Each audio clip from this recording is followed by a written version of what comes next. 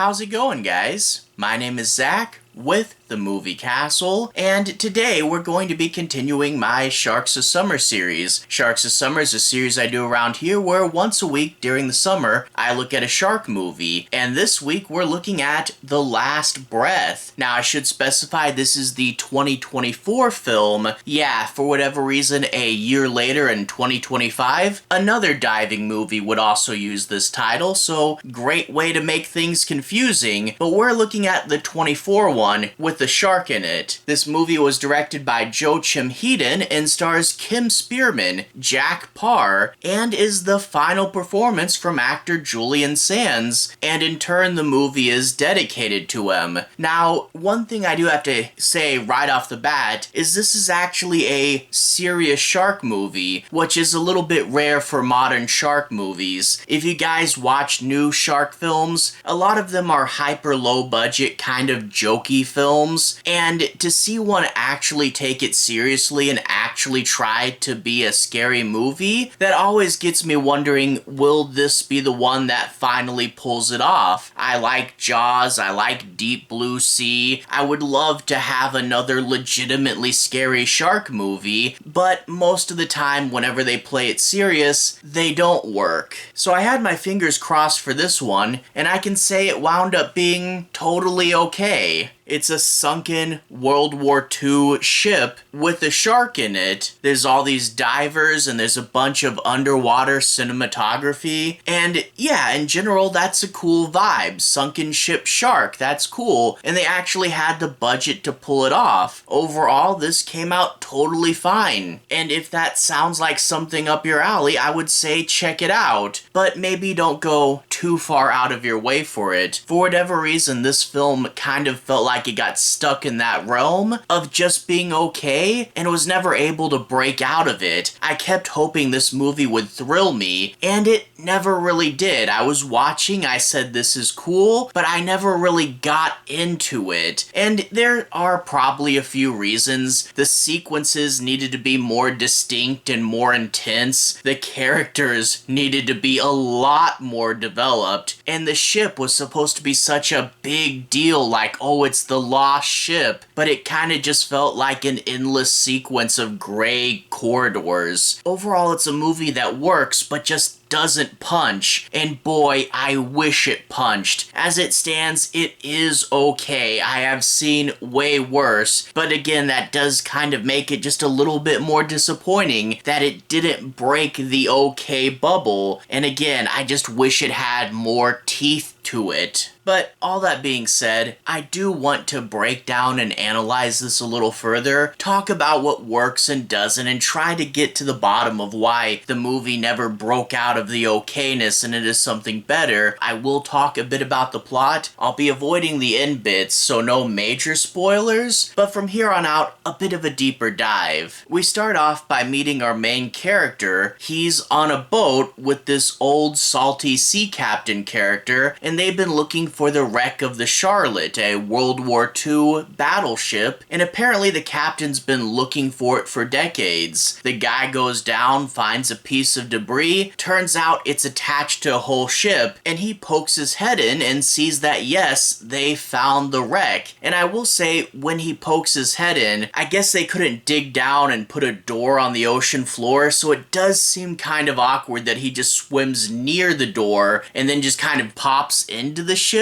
Like, breaking ground should have been a much bigger sequence. You know, you have this ship that's supposed to be this big, important thing. Every little bit leading up to it should feel monumentous, but he just kind of swims near the door, cut to him going in the ship. Well, after he pokes his head in, he tells the guy, hey, we found it, isn't that great? And the two celebrate for a little bit. We cut to the next day, and it turns out the younger guy has a group of friends over, and the friends are underdeveloped, but then again, the main guy is also underdeveloped. The main guy is just generic protagonist, man, and doesn't really have anything going on with him. With his friends, you have the stoner guy, you have the girl that's gonna panic later, you have his ex-girlfriend, and it's like, oh, they broke up, but they're kind of sad about it, but we don't ever really get that story developing any further. And I kind of wish that there was more drama here, but they just kind of say ex-girlfriend, maybe still romantic tension, and just kind of move on.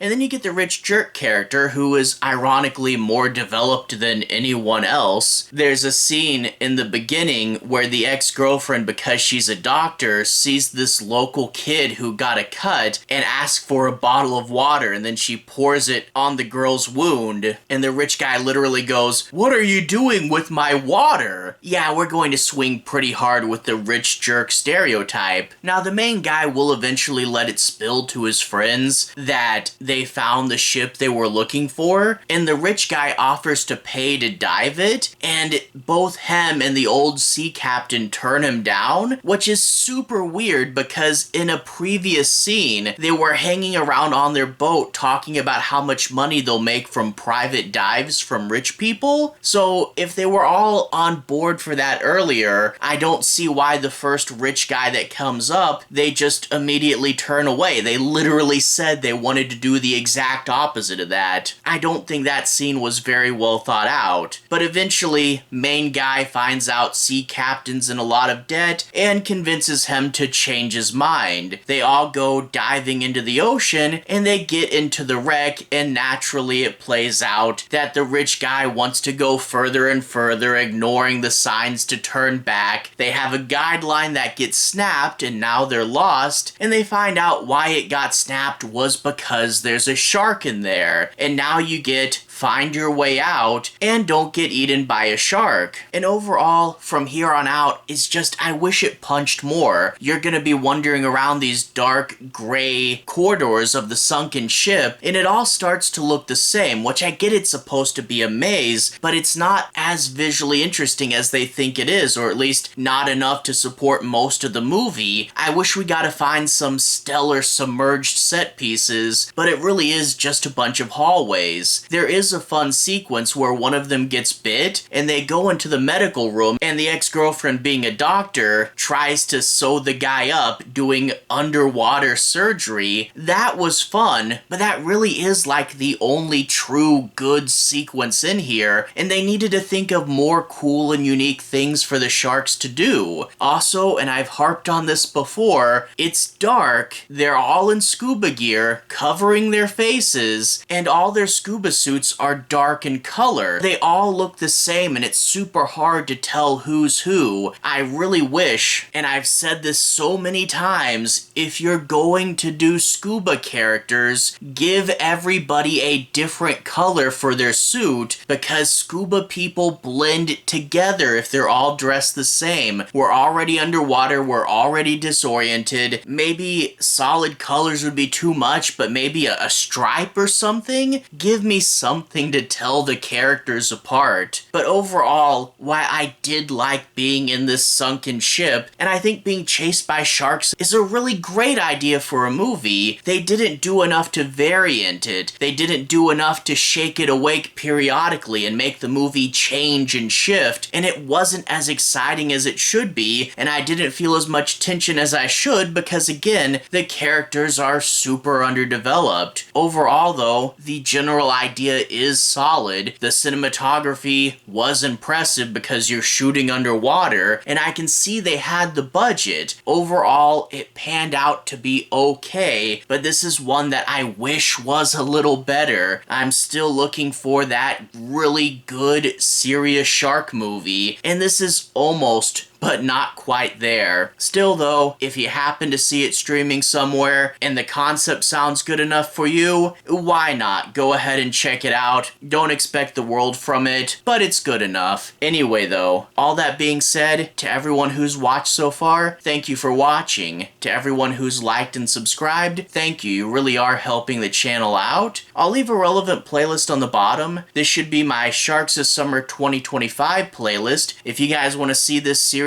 from the very beginning, feel free to click right here. Anyway, have a good day. See you guys again very, very soon. Playlist here. Have a good day now.